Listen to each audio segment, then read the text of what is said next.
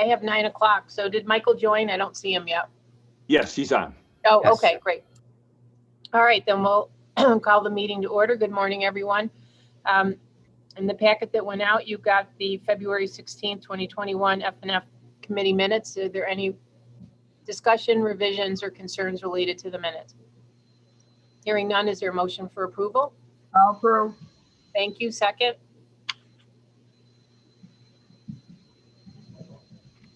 I didn't hear a second. I can second. All in favor, aye? Aye. Anyone opposed? Anyone abstain? All right. Moving on to action items. 2.1, the approval of payroll certification. Any conversation related to that? Hearing none, is there a motion to approve? I make the motion. Nick's having a hard Nick's- time hearing. Yeah, He's having audio issues. Got it. he can't hear. I did.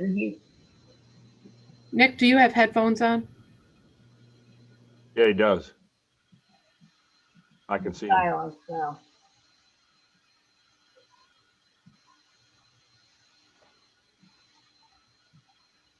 Nick, can you hear us?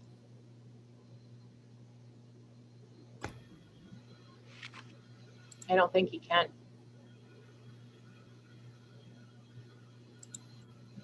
Diana, can you text him? Wait, there. Nick, you're unmuted, but do you have headphones on? Yeah, he definitely has headphones on.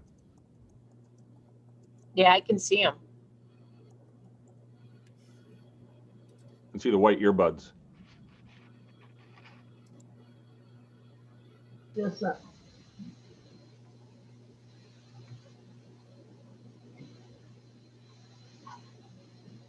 there's Oh, Margaret. there's Margaret. Good morning, Margaret. We're on action items. We're on 2.1. We just got started, but Nick is having trouble hearing us or getting off of mute. Just got started. Boy, you're right on time. Diana, I'm going to chat him and just tell him, can he stay on the camera and just call in by phone? Yeah, there's a link he can use. Yeah, let me see if he'll respond to that. I mean, he was doing fine just a minute ago. It's interesting. Never works the way you plan. No.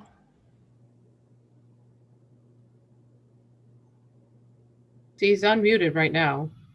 Yeah, Uh-oh. he's trying to be respectful of his wife and the dog, I'm sure.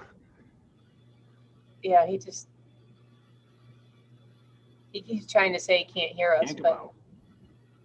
I know, take him out. You got to unplug him.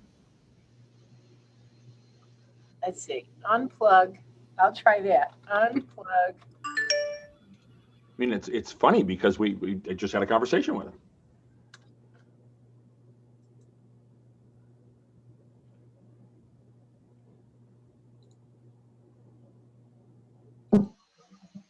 Oh, heard something. Got to unmute now. Can you hear us now, Nick?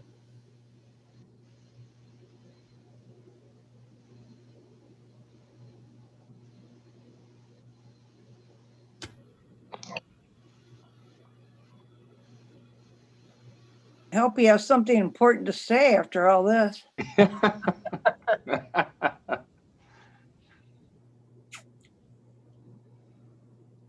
Let's see if he calls in. He may. Morning, Anthony. Nick's having trouble with his audio. Oh, there's Nick. I see him. Morning, everybody. Hey, Nick, Anthony. can you hear us now? No. There, he took his headphones out. But he's got to unplug them.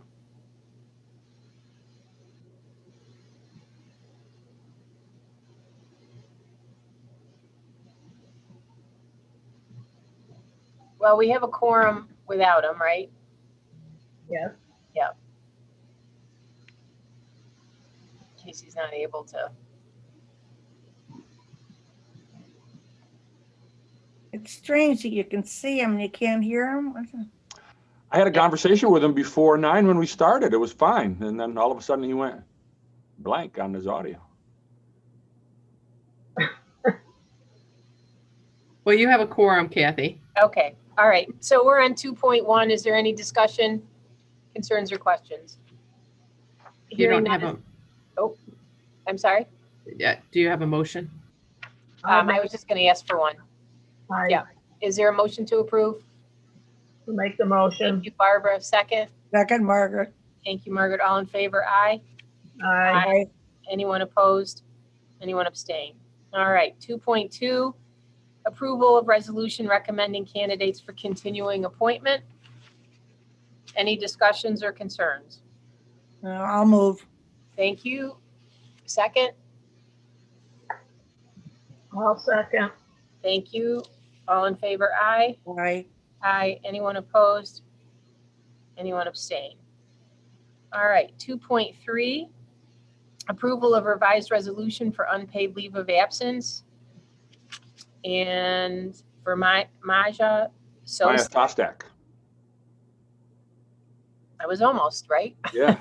Yep, right. This is a continuation of a temporary appointment. Okay. But there's two rezos in here, right? For her? Yes, there's a revised one. There's approval of revised resolution for unpaid leave of absence, which is 2.3. Yes, and then there's revised unpaid leave of absence. Yeah, now I read, what did I?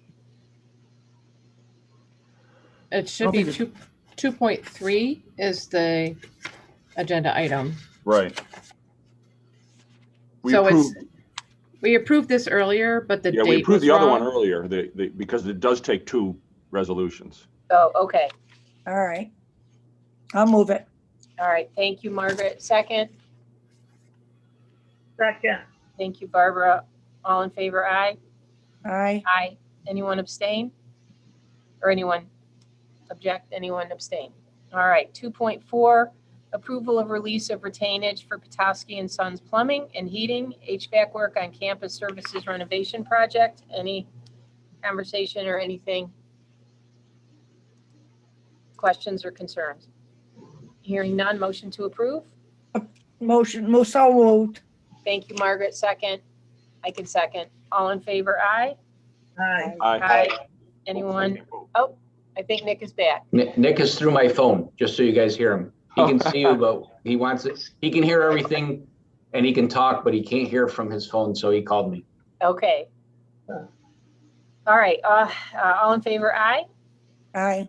Anyone object? Anyone abstain? All right, 2.5, recommend approval of release of retainage for Nelcorp Electric Contracting work on campus services renovation project. Any questions or concerns relative to that? Motion to approve. Aye. Thank you, Barbara. Second. Margaret, thank you. All in favor? Aye. Aye. Aye. Anyone object? Anyone abstain? All right, 2.6, recommend approval of release of retainage for Petoskey and Sons Plumbing and Heating for the work on campus. 2.6, So moved. thank you. Second, Second. thank you. All in favor? Aye. Aye. Aye. Anyone object? Anyone abstain? All right, 2.7, recommend approval of release of retainage for LaChase Construction Services, work on campus services renovation project. Any discussions or concerns? Move. Motion, thank you, Barbara, or I think it was Margaret, sorry. Second, I'll second. thank you, Barbara. All in favor, aye? Aye. Aye. Aye. Anyone object or abstain? All right, and then 2.8, recommend approval of the 2020-2021 SUNY Child Care appropriation. I'll move approval. Is there a second? Second. Thank you, Barbara. All in favor, aye? Aye. Aye. Aye. Anyone abstain? Or anyone object? Or anyone abstain? All right, those are the action items. Moving on to information. Dr. Drum. Thank you, Madam Chair. Good morning, everybody. Beautiful, beautiful day in the neighborhood. Of course, the big news is, we're braced for our Middle States visit beginning Sunday evening. And everything's in good shape there. Again, a great big thank you to Penny and Kim for their leadership on this, and everybody who was involved in all the different committees for the standards, and great work. The final logistical challenge like this, is going to be for the open forums. They'll be a little clunky to manage. We want to keep them as real as possible. I want to avoid just doing a webinar and have people asking questions in a chat. We'll see how that goes for the open sessions.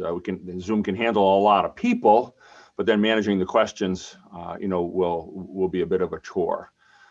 So we're working on those logistics right now. We got to let everybody know that it could be a bit awkward trying to manage that, depending on how many people Zoom in and how many people want to ask questions. There's also the format. If we do a webinar video format, then the whole team would be on the screen the whole time, and you wouldn't be able to see everybody as they speak. If we did it like this, then everybody's scattered throughout the Zoom. The chair doesn't really have a preference, how we do it. So we'll think on that a little bit more to figure out what will probably work the best. I mean, I don't mind this format, but it would be nice for everybody in the open meetings to actually see the team and be able to be introduced to them. But then we wouldn't see them in the discussion. We could hear them, but we'll see how that goes. Maybe we could put up a still of the team, see if we can figure that one out. So that's the big news for this week, and it'll be even bigger for next week. Testing and the testing center continues to go very well. Our team's up there every day. Mondays and Tuesdays are really busy, and there is a bit of a line. Thursday and Friday are kind of quiet, but no issues with the testing. It's starting to be inconsistent. For a few weeks there, we were getting 2 or 3 a week, mostly commuter students. We did have a couple of resident students test positive, but it was mostly commuter students. A few, a small number of faculty and staff, tested positive, but haven't heard of anybody having severe symptoms. In fact, now more as I bump into people of a certain age, I'm bumping into a lot of people who've had at least one shot. For the vaccine, it's becoming quite common to bump into folks who have gotten either both shots or at least one. And our vaccine center, I mean, it used to be the number one question, the number one comment I'd get in the community was, when are you going to open the culinary center? Still got to do the grand opening someday. Now the number one comment I get is, I was at the vaccine center, it went great, thank you for the college's support. I get that all the time now and same for the state operated one that in the old press building. It's now the BU building.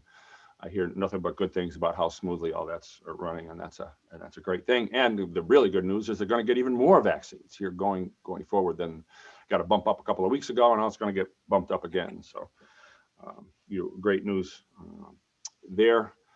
On the good news front, since Penny will probably talk about this Thursday night, but since she doesn't report at this meeting, Irene Burns, who's our longtime advisor to Phi Theta Kappa, which is our version of Phi Beta Kappa, has been recognized, nationally, by PTK as one of the top advisors in the nation for PTK, and it's an awesome organization. We're one of the more active chapters in the country, and have been for a long time.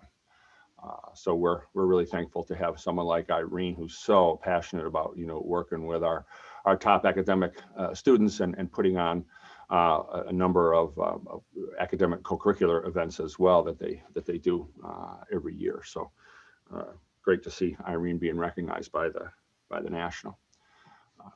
I will end my report there, Madam Chair, unless there are any questions. Thank you very much. The numbers on new positives in the county have gone down significantly. So, they've been seeing about 44 a day, which is very low compared to where we've been. And the hospital admissions are very low for both the UHS and UHS and Lords right now. So, good signs. Yep. Michael, would you take us through the budget and finance update? Welcome. Yes, thank you. So in your packet, you have the most recent monthly budget forecast. I just want to spend a minute on the first column of numbers, which are actually the 2020 actual. Those now are final numbers audited by Bonadeo. Bonadeo will be presenting communication and the results of the audit at the board meeting on Thursday. So I just want to highlight a couple of items related to last year's results. Again, in the summary report, basically actual revenues was a couple million below the approved budget, primarily due to enrollment declines that were higher than what we had budgeted. You'll notice a new row 13. We wanted to isolate the amount of CARES Act. This is round one that was allocated last summer. The college on the institutional side received about 2.4 million. Approximately 260,000 the college allocated to the students to provide them refunds for room and board for the partial last spring semester when the college closed housing. So there was a mechanism by which the college had to directly pay the students, but that really helped the Faculty Student Association and the Housing Corporation from having to pay those refunds. We were able to do it out of the college's institutional funds. So that was about 260,000 of the 2.4 million. And the balance we applied to last year's operation. So you can see that basically offset the revenue shortfall of about 2.1 million. And the college ended up with a quote surplus net assets of a little over $90,000 against a $54 million operation. It was kind of a razor thin balanced budget. If we were to take proportionally a $60,000 salary, that would be about $100 of surplus. So understanding 91,000 is a significant amount of money. It's still proportion to the overall budget. Just be able to make it. Bonadeo will represent, they'll say a lot of complicated things on Thursday, but the bottom line is that the college, again, for at least the last 5, 6, 7 years, received an unqualified opinion, which is a clean opinion. It's the best opinion you can get. And there were no audit findings whatsoever. So we're very pleased with the results of this year's audit. Just now transitioning to the current year, through the end of February, we continue to forecast a balanced budget. That's really the third column in the budget forecast summary. The major change since last month was we've really received confirmation from New York State Division of Budget and SUNY that the governor intends on not cutting state aid by 20%, and this is just in the current year's budget. And this is for the state's current year's budget, which ends next week, March 31st. So originally the proposal was that they were going to reduce state aid by 20%. Now the current plan, which could change over the next 8 days, the current plan is to reduce state aid by 5%. So that's just a little under $650,000. So that was really the major change. The other changes that still gets us to a balanced budget is that revenues further declined a little bit. You know, we have pretty much final numbers for the spring semester enrollment. It's going to decline about 18%. Again, the budget had it at about 7.5% to 8%, so pretty significant. But we still are with the state aid cut only being at 5%. We have a little more breathing space relative to ensuring a balanced budget for the current year. In addition, we have a number of dynamics going on. The state budget for next year is currently being negotiated. There's a lot of activity. There are 2 different budget bills related to the community college funding formula that is yet to be reconciled between the 2 houses as well as the governor's office.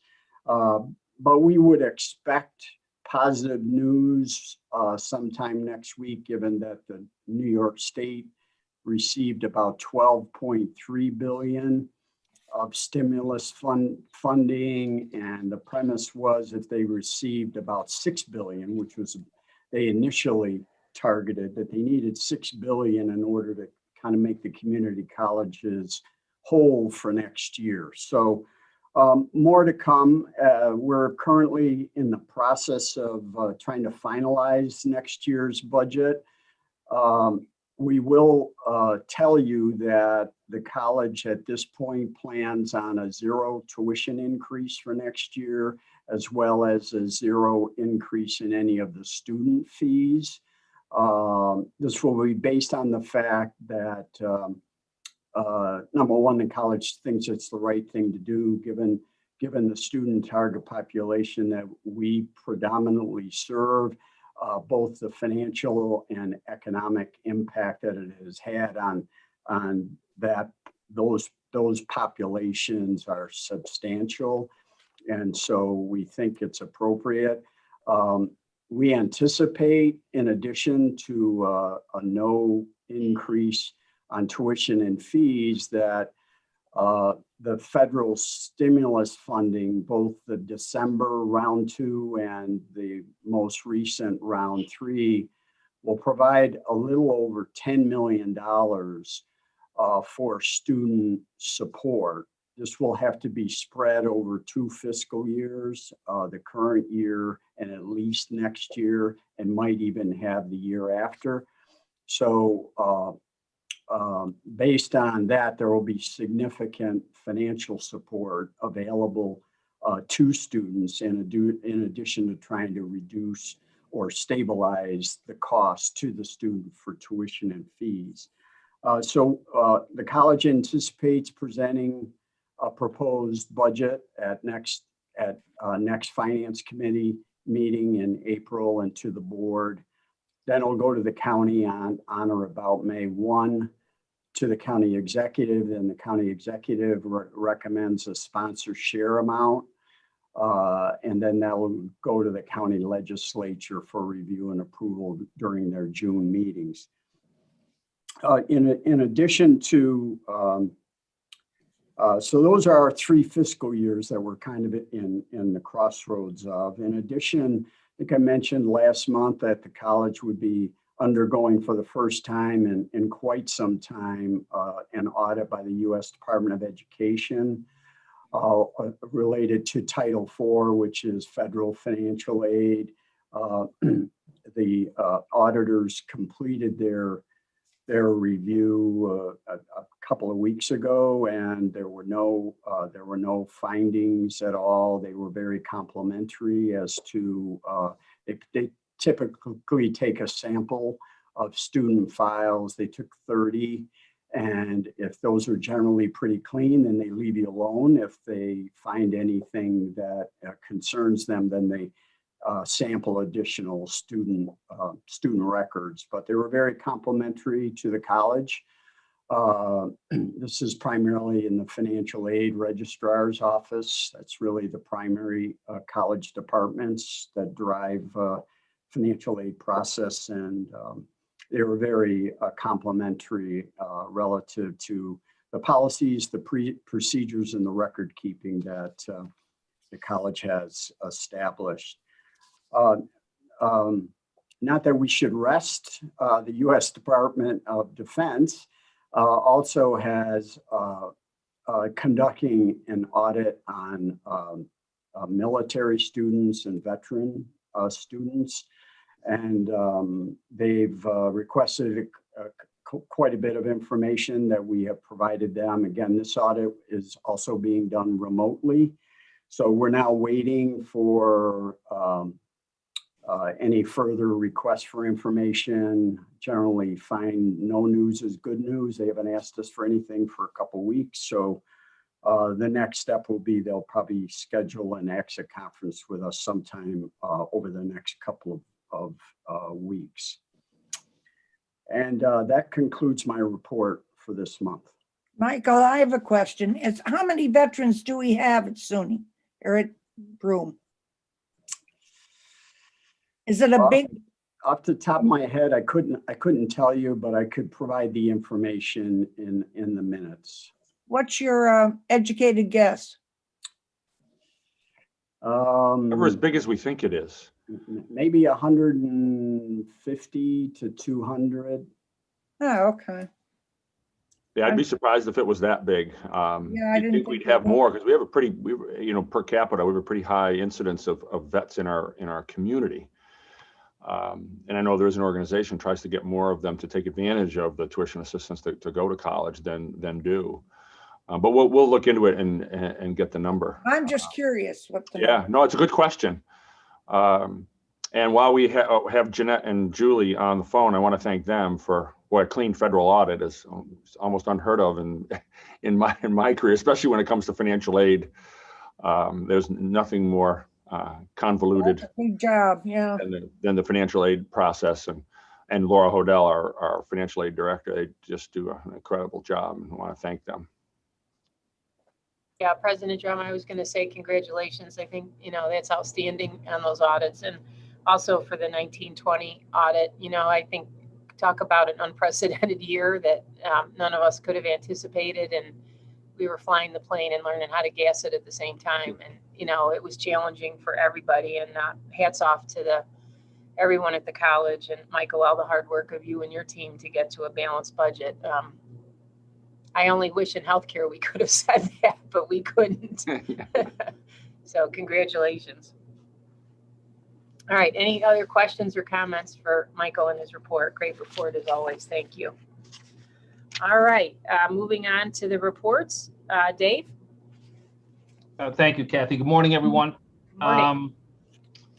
You have my report. It's relatively brief, but there's a few things I'd like to highlight.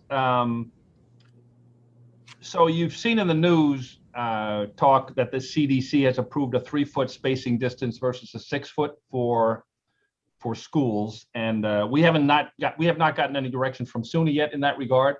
But what we are going to do is, in preparation for the upcoming semester, the spring semester, we're going to work out 2 different scenarios, both at the current 6-foot distancing, and then knock it down to 3-foot and see what types of numbers that would allow us to increase by. So as soon as we do receive some direction on that, clear direction, I will let you know. But right now, we're still at 6 feet per SUNY guidelines. In addition to that 3-foot versus 6-foot, we're also looking at other improvements we could make across campus, installation of additional glass that would perhaps increase numbers in certain labs and in certain classrooms. So we've got a small committee together to look at what we need to do to open in August. This is for the fall semester. And as I said, there'll be a couple of scenarios that we'll be looking at. I've mentioned the energy performance contract a few times in the past, and we are working, looking at the feasibility of proceeding with that. another item that I want to touch on is, the best way we found to improve the air quality and the air flow in our buildings was to increase the amount of fresh air, introducing as much fresh air as we can into the buildings. But in addition to that, what we're going to do is look at the installation of what are called bipolar ionization units. And in simplest terms, and these are relatively inexpensive units, and depending upon the size of the room you want to treat, in a building, you may have to get more than one unit. But what these do is they introduce negative and positive ions into the air. And what those negative and positive ions do is latch on to, opposites attract, other ions in the air that might be carrying mold or pollen or, mildew, that type of thing. But in the case of viruses, specifically viruses, these ions tend to break down the hydrogen coating of the virus. And once that happens, it renders the virus ineffective. So as I said, we've done a fair amount of research on these, and we've already ordered a few for the fitness lab and for the weight room. We're going to get them installed hopefully over the next couple of weeks, and then look at other key areas. We've already prioritized buildings across campus where we feel they would be most effective and most needed. So I'll keep you up to date on that as well. You can see the listing of projects, architectural contracts that we hope to get into place fairly soon, so that the design work can begin and we can get many of these projects to contract over the summer. And lastly, our staff continues to do a great job with both internal renovations, and now that the weather's turning much warmer, we'll be outside to start to clean up the campus from the winter and the spring and all the snow and ice that we had. So that's my report. I would be more than happy to answer any questions. Any questions for Dave? Great report, Dave, as always. You got a good crew. We do. Best. Yeah, you sure Best. do. Yeah. Thank you. All right, Lynn, the HR report. Good morning. Good morning.